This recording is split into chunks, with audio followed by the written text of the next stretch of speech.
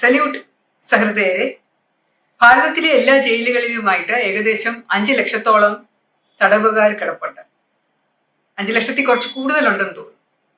അതിൽ വനിതാ തടവുകാരെന്ന് പറയുന്നത് 19,270 എങ്ങാണ്ട് അടുപ്പിച്ചാണ്. ഇത് നാഷണൽ ക്രൈം റെക്കോർഡ്സ് ബ്യൂറോയുടെ രേഖകൾ പ്രകാരം പറയുന്ന ഫിഗറാണ്. വളരെ കുറവാണ് വനിതാ തടവുകാർ. എൻ്റെ 33.5 വർഷത്തെ പോലീസ് ജീവിതത്തിലും ഞാൻ കണ്ടിട്ടുള്ളത്, കുറ്റവാളികളായിട്ടുള്ള ആൾക്കാര് മുന്നിൽ വരുമ്പോൾ അതിൽ വളരെ ചെറിയ ശതമാനം മാത്രമാണ് വനിതകളായിട്ടുള്ളത്.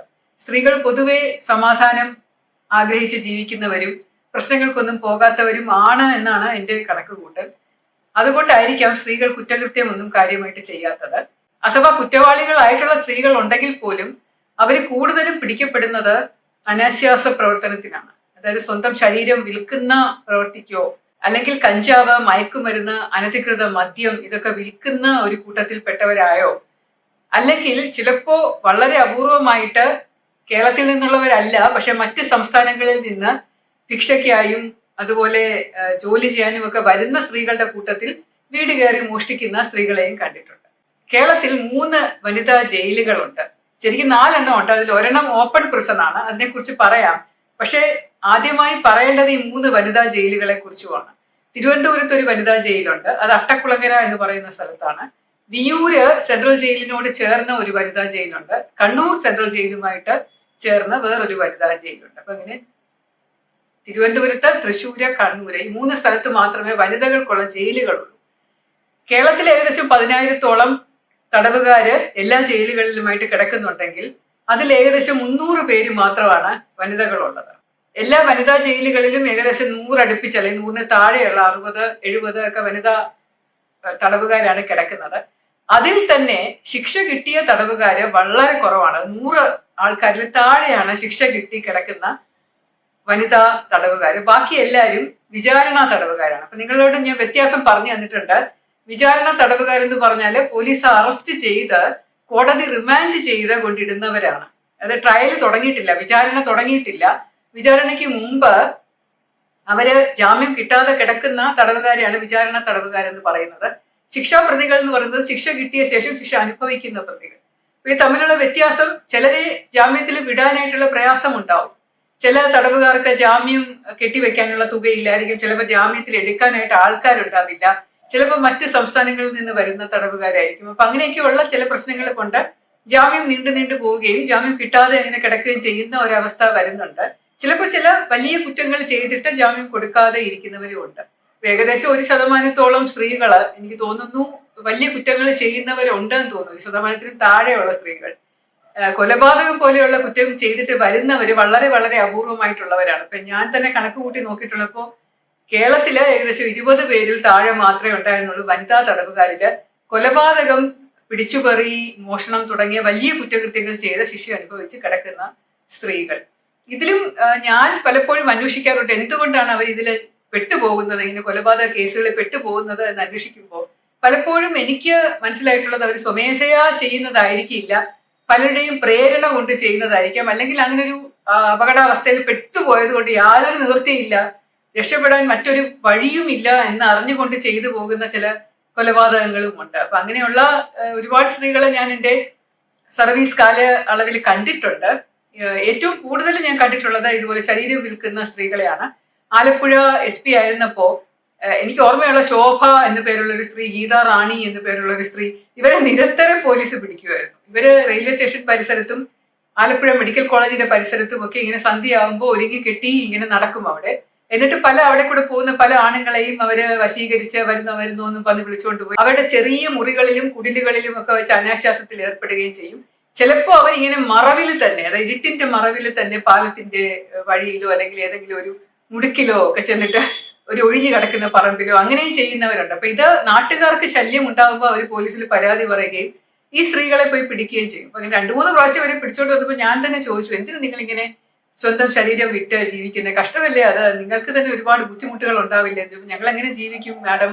ഞങ്ങൾക്ക് പൈസ വേണ്ടേ? ഞങ്ങൾക്ക് ജോലി ചെയ്യാനുള്ള ശാരീരികമായിട്ടുള്ള ഒരു ബുദ്ധിമുട്ടുണ്ട്, ഞങ്ങൾക്ക് ഈ അസുഖങ്ങളുണ്ട്, കാലിന് വേദനയുണ്ട്, നടുവിന് വേദനയുണ്ട്. അപ്പൊ അങ്ങനെ അതുകൊണ്ട് ഇതാണ് ഏറ്റവും എളുപ്പ വഴി ഞങ്ങൾക്ക് പൈസ കിട്ടാനായിട്ട്. പിന്നെ പുരുഷന്മാർക്ക് ആവശ്യമുള്ളത് കൊണ്ടാണ് ഞങ്ങൾ ഇങ്ങനെ നടക്കുന്നത് എന്നൊക്കെ രീതിയിൽ അവരെ വളരെ നിസ്സംഗതയോടുകൂടി സംസാരിക്കും. പക്ഷെ അതിനുശേഷം ഞാൻ അവരോട് പലപ്പോഴും പറയും, നിങ്ങൾ എന്നാ ഒളിച്ചു നിൽക്കും, പോലീസ് വരുമ്പോൾ എന്താണ് പിടികൊടുക്കുന്നത്, ഓടി കൂടെ എന്നൊക്കെ ചോദിക്കാറുണ്ടെങ്കിൽ പോലും പലപ്പോഴും അവരെ വീണ്ടും വീണ്ടും പിടിച്ച് വീണ്ടും വീണ്ടും ജയിലിലാക്കാറുണ്ട്. അപ്പൊ അങ്ങനെ ചിലപ്പോഴൊക്കെ അവർ ഈ ഗുണ്ടാ ലിസ്റ്റിലും റൗഡി ലിസ്റ്റിലും കെ ഡി ലിസ്റ്റിലും ഒക്കെ പെടും. കാരണം റിപ്പീറ്റഡ് ആയിട്ട് ഇങ്ങനെ ഒരേ ഒഫൻസ് ചെയ്തുകൊണ്ടിരിക്കുമ്പോൾ. അതുപോലെ തന്നെയാണ് ഈ മദ്യം, അനധികൃത മദ്യം, അതായത് ഈ വീട്ടിലൊക്കെ ഉണ്ടാക്കി വിൽക്കുന്ന ചാരായം, അതുപോലെ മയക്കുമരുന്ന്, കഞ്ചാവ്, അതൊക്കെ കൊച്ചു കൊച്ചു പൊതികളിലാക്കിയൊക്കെ വിൽക്കുന്ന സ്ത്രീകളും ഒരുപാട് കൂടുതൽ കണ്ടിട്ടുണ്ട്. അപ്പൊ ഇതെന്താണ് ഇങ്ങനെ അവർ ചെയ്യുന്നത് നോക്കുമ്പോൾ ഒരു വലിയ ശൃംഖലയിലെ കണ്ണിയാണ് ഇവര്. ഇവര് മാത്രമായിട്ട് ചെയ്യുന്നതല്ല, ഇവർക്ക് ഇത് എത്തിച്ചു കൊടുക്കുന്ന ആൾക്കാരുണ്ട്, ഇവരെ കൊണ്ട് അത് വിൽപ്പിക്കുന്ന ആൾക്കാരുണ്ട്, ഇവരിൽ നിന്ന് പൈസ ദിവസവും കളക്ട് ചെയ്യുന്നവരുണ്ട്. ഇതുപോലെ കുട്ടികളെ വെച്ചുകൊണ്ടുള്ള പിഷയാചിക്കല് നടത്തുന്ന സ്ത്രീകളുണ്ട്. അതൊന്നും കുറ്റകൃത്യമായിട്ട് നമ്മൾ കണക്കാക്കാത്തതുകൊണ്ട് അവരെ പിടിക്കാറില്ല. പക്ഷെ ഇതുപോലെ കഞ്ചാവ് വിൽക്കുന്നവരെയും മദ്യം വിൽക്കുന്നവരെയും റോഡിൽ നിന്നുകൊണ്ട് ഇങ്ങനെ മയക്കുമരുന്നിന്റെ പൊതികൾ വിൽക്കുന്നവരെയും ഒക്കെ നമ്മൾ പിടിക്കാറുണ്ട്, ഒരുപാട് പേര് പിടിക്കാറുണ്ട്. അപ്പൊ അവരാണ് ഏറ്റവും കൂടുതലായിട്ട് വനിതാ കുറ്റവാളികളായിട്ട് കാണപ്പെടുന്നത്. പക്ഷേ ജയിലുകളുടെ കാര്യം പറയുകയാണെങ്കിൽ വളരെ രസകരമായ കുറെ സംഭവങ്ങൾ ജയിലില്, വനിതാ ജയിലിൽ, കാരണം എനിക്ക് വനിതകളെ സംബന്ധിച്ച് ഒരു പ്രത്യേക താല്പര്യം ഉള്ളത് കൊണ്ട് ഞാൻ പലപ്പോഴും ഈ ശിക്ഷാ തടവുകാരോട് പോയി സംസാരിക്കാറുണ്ട്. വനിതാ ശിക്ഷാ തടവുകാരോട് സംസാരിച്ചിട്ട് എന്തുകൊണ്ടാണ് നിങ്ങൾ ഈ കുറ്റം ചെയ്തത് എന്ന് ചോദിക്കാറുണ്ട്. കാരണം എനിക്ക് എപ്പോഴും ആ മറുവശം കാണാൻ വലിയ ഇഷ്ടമാണ്. ഏതൊരു സംഭവത്തിന്റെയും മറുവശം ഉണ്ടെന്ന് ഞാൻ നിങ്ങളോട് പറഞ്ഞിട്ടുണ്ടല്ലോ. അപ്പം അപ്പുറത്ത് എന്താണ് ഉള്ളത്? നമ്മളിപ്പോ പോലീസിന്റെ കഥ മാത്രം കേൾക്കുന്നു, പത്രങ്ങൾ എഴുതിയത് മാത്രം വിശ്വസിക്കുന്നു, അല്ലെങ്കിൽ കോടതി പറയുന്നത് മാത്രം, അല്ലെങ്കിൽ കോടതിന് മുമ്പിൽ വരുന്ന കാര്യങ്ങൾ മാത്രം നമ്മളും ശരിയാണ് വിശ്വസിക്കുന്നു. പക്ഷെ ഇവർക്ക് പറയാനുള്ള ഒരു കഥ പലപ്പോഴും ഇവർക്ക് ശരിയായിട്ടുള്ള രീതിയിൽ പറയാൻ പറ്റില്ല. കാരണം അത് പല പല കാരണങ്ങൾ കൊണ്ടും പല വ്യക്തിപരമായിട്ടുള്ള പ്രശ്നങ്ങൾ കൊണ്ടും ഇവർക്ക് പലപ്പോഴും നല്ലൊരു അഡ്വക്കേറ്റിനെ കിട്ടാറില്ല. പലപ്പോഴും ഇവരുടെ ഭാഗം ശരിക്കും വിശദീകരിക്കാനുള്ള ഒരു അവസരം കിട്ടാറില്ല. ചിലപ്പോൾ ഇവരുടെ ഭാഗം വിശദീകരിച്ചാലും അത് കേൾക്കാൻ തയ്യാറുള്ള ഒരു സമൂഹം ഉണ്ടാവാറില്ല. അപ്പൊ അതുകൊണ്ട് എനിക്ക് എപ്പോഴും താല്പര്യം ഉണ്ടായിരുന്നു ഈ പ്രത്യേകിച്ച് വനിതാ തടവുകാരുടെ അവരുടെ മാനസിക അവസ്ഥ എന്തായിരുന്നു കുറ്റകൃത്യം ചെയ്യുമ്പോൾ എന്നുള്ളത്. അപ്പൊ ഞാൻ ഇവരോട് സംസാരിച്ചിട്ടുണ്ട്. ഞാൻ വനിതാ മാഗസീനില് ഒരു കോളം നിരന്തരമായിട്ട് എഴുതിയിരുന്നു ഈ വനിതാ ശിക്ഷാ തടവുകാരുടെ അവരുടെ കഥ. അപ്പൊ അതിനകത്ത് ഞാൻ അവരോട് സംസാരിക്കുമ്പോൾ അവർ പറയും, ഞങ്ങളുടെ പേര് വെക്കാതെ എഴുതാമെങ്കിൽ സന്തോഷമായിരുന്നു. കാരണം പലപ്പോഴും ഞങ്ങളുടെ കേസുകളൊക്കെ അപ്പീലിൽ കിടക്കുകയാണ്, കോടതിയിൽ പല അപ്പീൽ സ്റ്റേജസിലൊക്കെ കിടക്കുകയാണ്. അപ്പൊ അതുകൊണ്ട് ഞങ്ങളുടെ പേര് വെച്ച് മാഡം എഴുതി കഴിഞ്ഞാൽ അതിനെയൊക്കെ പിന്നീട് അത് ഭാവിയിൽ ഞങ്ങളെ എഫക്ട് ചെയ്യും, അതുകൊണ്ട് പേര് വെക്കാതെ എഴുതാമോ എന്ന് ചോദിച്ചത് കൊണ്ട് ഞാൻ അവരുടെ അഭിപ്രായം മാനിച്ചുകൊണ്ട് അവരുടെ പേര് വെക്കാതെ ഞാൻ അങ്ങനെയാണ്, ഞാൻ ഇങ്ങനെയാണെന്നുള്ള രീതിയിൽ ഒരു ഫസ്റ്റ് പേഴ്സൺ പെർസ്പെക്റ്റീവിൽ ഞാനത് എഴുതിയിരുന്നു കഥ. നിങ്ങളത് വായിച്ചിട്ടില്ല എന്നുണ്ടെങ്കിൽ വിഷമിക്കേണ്ട, ഞാനത് ഇവിടെ പറയാൻ ഉദ്ദേശിക്കുന്നില്ല. കാരണം അത് പറയണമെങ്കിൽ എനിക്ക് എന്റെ പേര് വേണമല്ലോ. അപ്പൊ അതുകൊണ്ട് ഞാനത് പുസ്തക രൂപത്തിൽ പിന്നീട് പബ്ലിഷ് ചെയ്യുമ്പോൾ നിങ്ങളെ അറിയിക്കാം. കാരണം ഒരു 8, 10, 12 പേരുടെ കഥകളുണ്ട് അതിനകത്ത്. നല്ല രസകരമായിട്ടുള്ള കഥകളാണ് അതിനകത്ത് മുഴുവനും ഉള്ളത്. ഇപ്പൊ നമ്മൾ കാണുന്ന പോലെ അല്ല പല കാര്യങ്ങളും, അവരുടെ ഭാഗത്തു നിന്നുള്ള കഥകളും ഇതാണ്. അത് സത്യമാണോ ശരിയാണോ തെറ്റാണോ എന്നൊന്നും ഞാൻ പറയുന്നില്ല. ഞാൻ എഴുതിയപ്പോഴും പറഞ്ഞിട്ടുണ്ടായിരുന്നു കോടതിയിൽ നിന്ന് തെളിയിച്ച കാര്യങ്ങളാണ്. അപ്പൊ അതുകൊണ്ട് ഇവർ പറയുന്ന ഭാഗത്ത് എത്രമാത്രം ശരിയുണ്ടെന്ന് ഞാനിപ്പോ പറയുന്നില്ല. പക്ഷെ ഇവർക്ക് പറയാനുള്ള കാര്യങ്ങൾ, ഇവരുടെ കാഴ്ചപ്പാട് എന്ന് പറയുന്നതാണ് ഞാൻ നിങ്ങളുടെ മുന്നിൽ അവതരിപ്പിക്കുന്നത് എന്ന് പറഞ്ഞാണ് ഞാനത് ചെയ്തത്. പക്ഷെ തിരുവനന്തപുരം വനിതാ ജയിലില് വളരെയധികം ആൾക്കാർ, ഏകദേശം 100 അടുപ്പിച്ചുള്ള വനിതകള് എപ്പോഴും പോയാലും അവിടെ കാണാറുണ്ട്.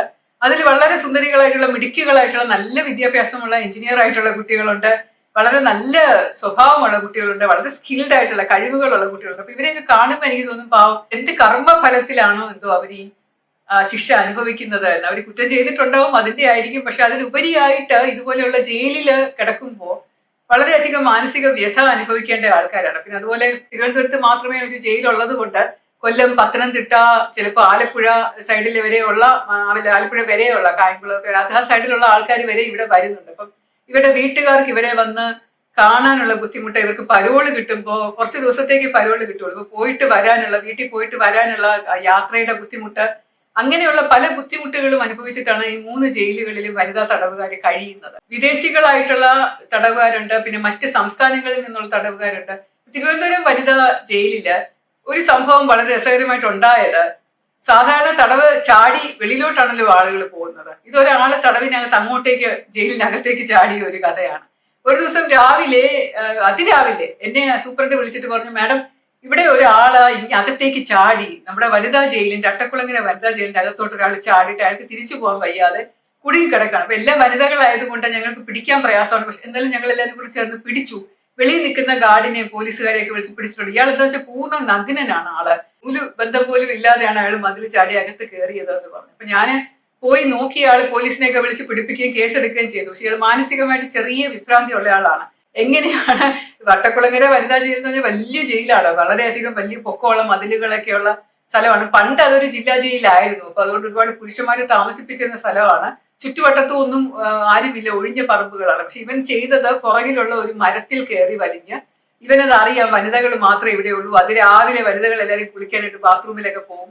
അപ്പൊ അങ്ങനെയുള്ള സ്ത്രീകളെ പ്രലോഭിപ്പിക്കാനായിട്ട് ഇയാൾ എന്തോ എന്നറിയില്ല വേഷമൊക്കെ ഊരി വെളിയിൽ വെച്ചിട്ട് മരത്തിന്റെ മുകളിൽ കയറി അവിടെ നിന്ന് എത്തി വലിഞ്ഞ് ആ ഗ്രില്ലിന്റെ മുകളിൽ കൂടെ ചാടി എങ്ങാണ്ട് അകത്തോട്ട് വന്നതാണ്. അപ്പൊ അകത്ത് വന്ന ശേഷം അയാൾക്ക് പുറത്തോട്ട് ഇറങ്ങാനായിട്ട് ഒരു വഴി കണ്ടില്ല.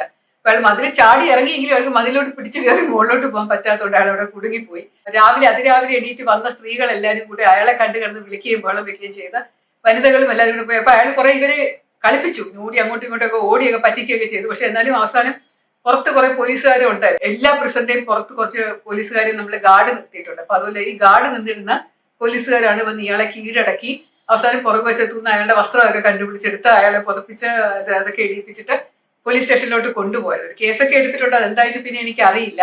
പക്ഷെ പിന്നീട് നമ്മൾ അത് ആ പുറകിലത്തെ മരം മുറിച്ച് കളയുകയും കുറച്ചും കൂടെ മതിലുകൾ ശക്തമാക്കുകയും ചെയ്തു. സ്ത്രീകളെ കാണാനായിട്ടുള്ള ഒരു വെപ്രാളം കൊണ്ട് ചാടിക്കേറിയ ഒരു പുരുഷന്റെ കഥയാണ് ഞാനിപ്പോ പറഞ്ഞത്. തിരുവനന്തപുരം വനിതാ ജയിലിലെ മറ്റൊരു സംഭവം എനിക്ക് ഓർമ്മ വരുന്നത്, അവിടെ ഒരു വളരെ ഭംഗിയുള്ള ഒരു കൊച്ചു കുട്ടിയെ ശിക്ഷിച്ചിട്ടുണ്ടായിരുന്നു. ഒരു മോഷണ കേസിലാണ് ശിക്ഷിച്ചത്. ഈ കുട്ടി വളരെ പാവപ്പെട്ട കുടുംബത്തിലെയാണ്. പക്ഷെ നല്ല ഭംഗിയാണ് അതിനെ കാണാൻ. തീരെ മെലിഞ്ഞിട്ട് നല്ല മുടിയൊക്കെ ആയിട്ട് നല്ല വട്ടമുഖവും തുടുത്ത കവിളുകളും ഒക്കെ വെച്ചിട്ട് ഒരു നല്ല കുട്ടി കണ്ടാൽ. അപ്പൊ കണ്ടാൽ വളരെ ചെറിയ 15 വയസ്സിന് താഴെ തോന്നിക്കുള്ളെങ്കിൽ അതിന് 18 വയസ്സായി എന്ന് പറയുന്നുണ്ട്. അത് കോട്ടൺ സ്കൂളിലാണ് പഠിച്ചത്. മിടുക്കിയായിരുന്നു പഠിക്കാൻ, ഫസ്റ്റ് ക്ലാസ് ഉണ്ടായിരുന്നു 10ാം ക്ലാസ്സിൽ. അത് കഴിഞ്ഞ് കോളേജിൽ പോയി ചേർന്നു. പക്ഷെ ഗ്രാജുവേഷൻ പഠിക്കാൻ പറ്റാത്തതുകൊണ്ട് അത് നിർത്തിയിട്ട് അമ്മ പറഞ്ഞതനുസരിച്ച് ഏതോ വീട്ടിൽ പോയി ജോലിക്ക് ഒരു അമ്മച്ചിയെ നോക്കുന്ന ഒരു ജോലിയായിരുന്നു. പക്ഷെ അവിടെ നിന്ന് എന്തൊക്കെയോ മോഷ്ടിച്ചു. ആ അമ്മച്ചിയുടെ വളയോ മാലയോ സ്വർണ്ണം എന്തോ മോഷ്ടിച്ചിട്ട് അവസാനം പോലീസ് പിടിച്ചിട്ട് അങ്ങനെ ശിക്ഷിച്ചിട്ട് ജയിലിലായ കുട്ടിയാണ്. ശിക്ഷയും കിട്ടി.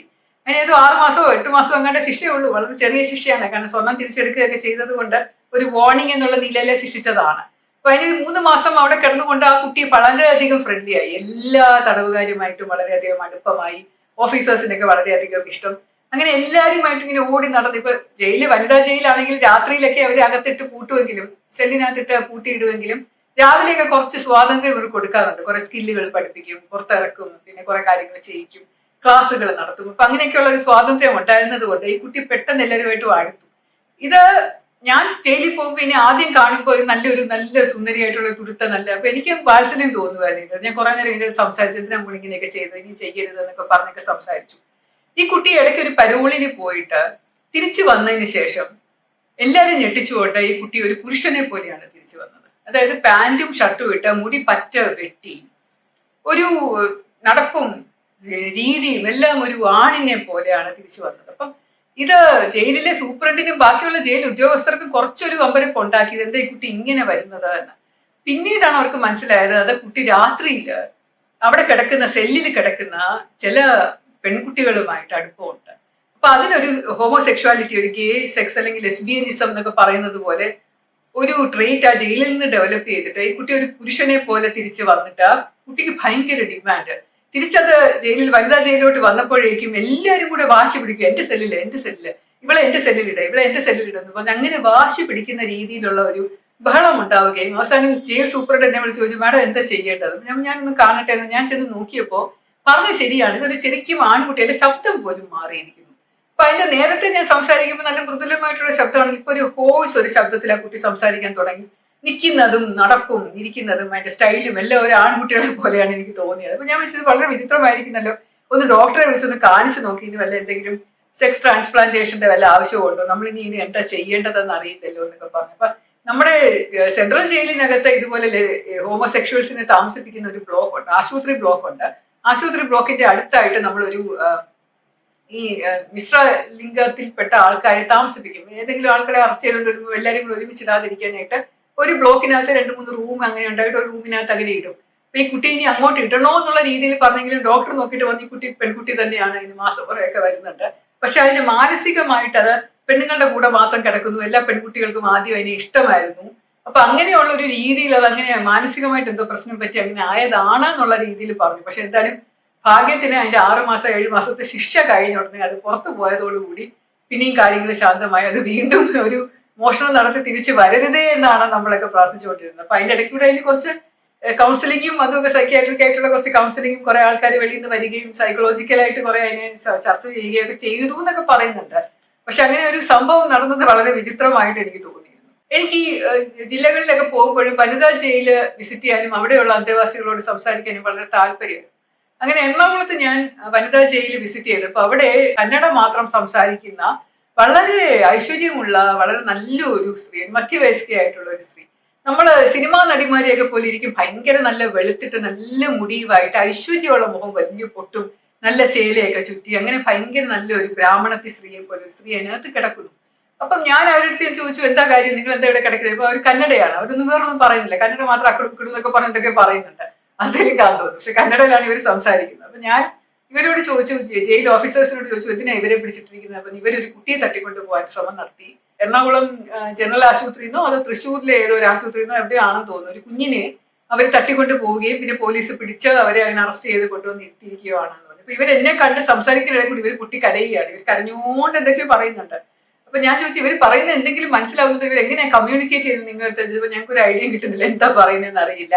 ഇവരിങ്ങനെ കൊച്ചിനെ തട്ടിക്കൊണ്ട് പോകാൻ ശ്രമിച്ചു. അപ്പൊ ഞാൻ എനിക്ക് വിശ്വസിക്കാൻ പറ്റുന്നില്ല, ഇവർ കുട്ടിയെ തട്ടിക്കൊണ്ട് പോകാൻ ശ്രമിക്കുന്ന ഒരു ടൈപ്പാണെന്ന്. എന്താണെന്ന് നമുക്കൊന്ന് അന്വേഷിക്കണമല്ലോ എന്ന് പറഞ്ഞ് ഞാനിങ്ങനെ കന്നഡ അറിയാവുന്ന 1-2 ആൾക്കാരെയൊക്കെ പുറത്തുനിന്നൊക്കെ വിളിപ്പിച്ചിട്ട് കുറച്ച്, എനിക്ക് തോന്നുന്ന കർണാടക ഏരിയയിലുള്ള കൊങ്ങിണി ആൾക്കാരായിട്ടുള്ള കുറച്ച് പേർക്കൊക്കെ ഇങ്ങനെ ചെറിയതായിട്ട് കന്നഡ, കാസർഗോഡ് ഉള്ളവർക്കൊക്കെ മനസ്സിലാവുന്നു. അപ്പൊ അതുപോലുള്ള 2-3 പേരെടുത്ത് വിളിച്ച് സംസാരിപ്പിച്ചു. അപ്പൊ ഈ സ്ത്രീ പറയുന്നത്, അത് ഞാൻ ചെയ്തതല്ല, എന്നെ കൊണ്ട് ചെയ്യിച്ചതാണ്. സ്ത്രീക്ക് മക്കളില്ല, കല്യാണം കഴിച്ച ഭർത്താവ് മരിച്ചുപോയി, അങ്ങനെ ഇവർ വളരെ ബുദ്ധിമുട്ടി താമസിക്കുകയാണ്. പക്ഷെ കുറച്ച് ആൾക്കാർ ചേർന്ന് ഇവരെ സമീപിച്ചിട്ട് പറഞ്ഞു, ഇങ്ങനെ പല സ്ഥലങ്ങളിലായിട്ട് നിങ്ങൾ പോയി കുഞ്ഞുങ്ങളെ തട്ടിക്കൊണ്ട് വന്നു കഴിഞ്ഞാൽ ഞങ്ങൾ നല്ലതായിട്ട് കാശ് തരാമെന്ന് പറഞ്ഞ് അങ്ങനെ അവര് തന്നെ ഒരു വാഹനത്തിനകത്ത് ഇവരെ കേരളത്തിൽ കൊണ്ടുവന്ന് ആശുപത്രിയുടെ മുമ്പിൽ കൊണ്ടുവന്നാക്കിയിട്ട് ഇന്ന വാർഡില് ഇന്ന മുറിയില് ഇന്ന സ്ഥലത്ത് കിടക്കുന്ന ഇന്ന സ്ത്രീയുടെ ഇന്ന കുഞ്ഞു എന്ന് പറഞ്ഞ് അങ്ങനെ പറഞ്ഞ് ഇവരെ കൊണ്ട് ചെയ്യിച്ചതാണ്. ഇതിനു വേണ്ടി അവർക്കൊരു അഡ്വാൻസ് ആയിട്ട് എന്തോ 5000 രൂപ എങ്ങാണ്ട് കൊടുത്തു. അപ്പൊ കുഞ്ഞിനെ കൊണ്ട് കൊടുത്തു കഴിഞ്ഞു കഴിഞ്ഞാൽ ഇവർക്ക് 50,000 രൂപ കൊടുക്കാം എന്നുള്ള മട്ടിൽ പറഞ്ഞത് കൊണ്ടാണ് ഇവർ തട്ടിക്കൊണ്ടു പോകാനായിട്ട് വന്നത് എന്നൊക്കെ പറഞ്ഞ് അങ്ങനെ ഒരു കഥ പറഞ്ഞു. അപ്പൊ ഇത് ഞാൻ പോലീസിനോട് അറിയിച്ചു. ഇങ്ങനെ ഇവര് മാത്രമല്ല പ്രതി, FIR അനുസരിച്ചിരിക്കുന്ന ഇവർക്ക് കുട്ടികളില്ല. അപ്പൊ ഇവർ കുഞ്ഞുങ്ങളുണ്ടായിരുന്നു മരിച്ചു പോകും, അങ്ങനെ അങ്ങോട്ട് ചെയ്തു. ഇവർ കുഞ്ഞുങ്ങളോടുള്ള വെപ്രാളം കൊണ്ട് ഇവര് ആശുപത്രികളിൽ ഇങ്ങനെ നിൽക്കും, നേഴ്സായിട്ട് ജോലി, ആർക്കെങ്കിലും സഹായത്തിന് വേണ്ടിയിട്ട് സാധനങ്ങൾ വാങ്ങിച്ചു കൊടുക്കാനൊക്കെ നിൽക്കുന്ന ഒരു സ്ത്രീയാണ്. അപ്പൊ അങ്ങനെ അവിടെ ഈ ആശുപത്രി വന്നപ്പോഴേക്കും ഈ കുഞ്ഞിനെ നോക്കിയിട്ട് ഈ കുഞ്ഞിനെ ഇവർക്ക് സ്വന്തമായിട്ട് വേണം എന്നുള്ള ആഗ്രഹത്തിൽ ഈ കുഞ്ഞിനെ എടുത്തുകൊണ്ട് പോയതാണ്, സ്വന്തമായിട്ട് വളർത്താൻ വേണ്ടി കൊണ്ടുപോയതാണ്.